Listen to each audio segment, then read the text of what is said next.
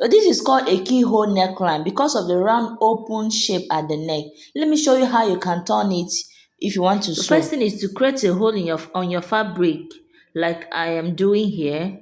Cut it off. Then get your lining and place it on your fabric. Get your lining, place it on your fabric like you see me doing here. Next thing to do is to use your pin and secure the neck area. Secure the neck area so that it will not shift when turning this keyhole. So the next thing to do now is to go and sew around the keyhole just like I'm doing here. So now cut it open. Cut it open and notch.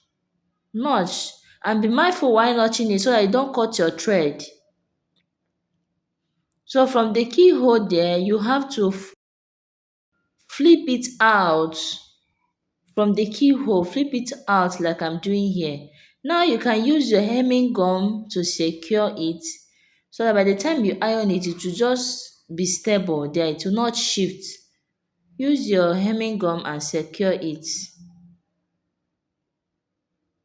After doing, the next thing is to iron. Iron it so that the gum will melt there. Then the next thing we're going to do now is to turn the neck area.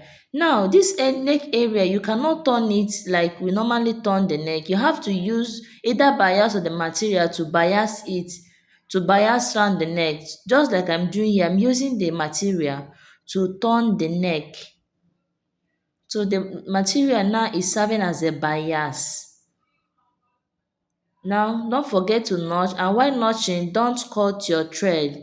Just notch close to the thread, don't cut it.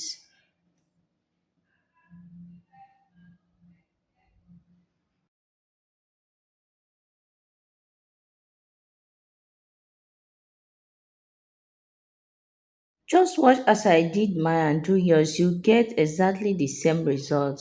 So turn your neck using the material or a bias. You cannot turn it like we normally turn a neckline with the lining. It's not possible because of that keyhole that is there. So you cannot turn it normally like that. So this is the result after everything.